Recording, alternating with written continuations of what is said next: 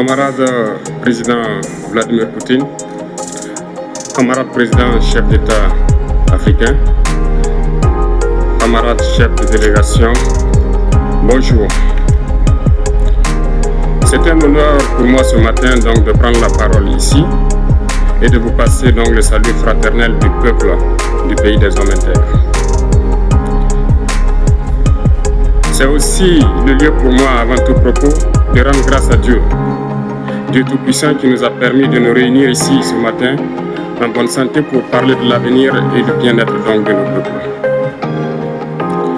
Je m'en vais m'excuser auprès des anciens que je pourrais vexer dans mes propos à venir. Africanité oblige, les droits d'aînesse, je me dois de m'excuser. Camarades, j'ai quelques questions donc de ma génération, mille et une questions qu'on se pose. Mais nous n'avons pas de réponse. Et il se trouve qu'ici, nous pouvons laver donc notre linge sale parce qu'on se sent en famille. On se sent en famille en ce sens que la Russie est une famille aussi pour l'Afrique. C'est une famille parce que nous avons la même histoire. La Russie a consenti d'énormes sacrifices pour libérer le monde du nazisme pendant la Seconde Guerre mondiale. Les peuples africains, nos grands-pères, ont été déportés de force aussi pour aider l'Europe à se débarrasser du nazisme. Nous partageons la même histoire en ce sens que nous sommes les peuples oubliés du monde. Qu'ils soient dans les livres d'histoire, dans les documentaires ou films, on tend donc à balayer le rôle prépondérant qu'a joué la Russie et de l'Afrique dans cette lutte contre le nazisme. Nous sommes ensemble parce que actuellement nous sommes là pour parler de l'avenir de nos peuples, de ce qui va advenir demain, de ce monde libre auquel nous aspirons, de ce monde sans ingérence dans nos affaires internes. Nous avons les mêmes perspectives et je souhaite que ce sommet soit l'occasion donc de pouvoir tisser de très bonnes relations en vue d'un meilleur avenir de nos peuples.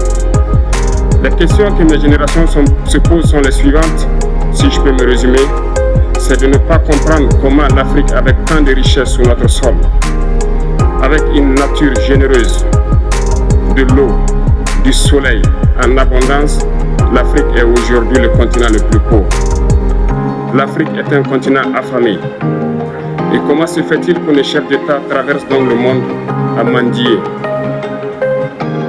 Voici des questions que nous nous posons et que nous n'avons pas de réponse jusque-là. Nous avons l'occasion de tisser de nouvelles relations. Et j'espère que ces relations puissent être les meilleures pour donner un meilleur avenir à nos peuples. Ma génération me charge aussi de dire que, par ce fait de pauvreté, ils sont obligés de traverser l'océan pour essayer de rallier l'Europe. Ils meurent dans l'océan.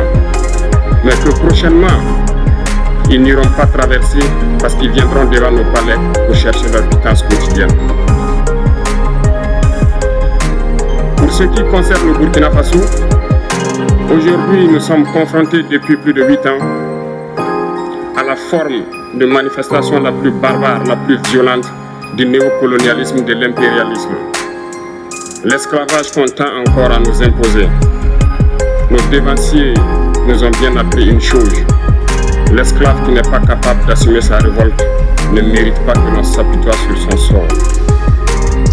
Nous ne nous apitoyons pas sur nos sorts, on ne demande pas que quelqu'un s'apitoie sur notre sort.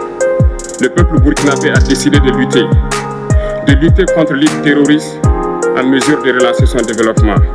Dans cette lutte, des vaillants peuples, des vaillantes populations se sont engagées à prendre les armes face au terrorisme. Ceux que nous avons affectueusement appelés les VDP, des volontaires. Nous sommes surpris de voir les impérialistes traiter ces VDP de milices et de tout type. C'est décevant parce qu'en Europe, lorsque des peuples prennent les armes pour défendre leur patrie, on les traite de patriotes. Nos grands-pères ont été déportés pour sauver l'Europe. Ce n'était pas avec leur consentement, contre leur gré. Et bien au retour, on se rappelle bien qu'à Tiaroy, lorsqu'ils ont voulu revendiquer leurs droits élémentaires, ils ont été massacrés. Cela ne fait rien donc. Lorsque nous, peuple, nous décidons de nous défendre, on nous traite de milices. Mais là n'est pas le problème. Ce qui est le problème, c'est de voir des chefs d'État africains qui n'apportent rien à ces peuples qui se battent, mais qui chantent la même chose que les impérialistes en nous traitant de milices, en nous traitant donc d'hommes qui ne respectent pas les droits de l'homme. De quels droits de l'homme parle-t-on? Nous nous offusquons contre cela et c'est honteux. Il faut que nous, chefs d'État africains, nous arrêtons de nous comporter donc en marionnettes qui dansent à chaque fois que les impérialistes tirent sur les ficelles. Hier, le président Vladimir Poutine a annoncé donc l'envoi de céréales en Afrique. Nous sommes bien contents. Nous lui disons merci pour cela. Mais aussi, c'est un message passé à nous, chefs d'État africains. Parce qu'au prochain forum, nous ne devrons pas venir ici sans avoir assuré, pour ceux qui ne connaissent pas la guerre, l'autosuffisance alimentaire de nos peuples. Nous devons prendre l'expérience de ceux qui ont pu déjà atteindre cela en Afrique, tisser de bonnes relations ici et tisser de meilleures relations avec la Fédération de Russie pour pouvoir assouvir les besoins de nos populations. Je ne serai pas peut-être long, le temps est imparti et très court.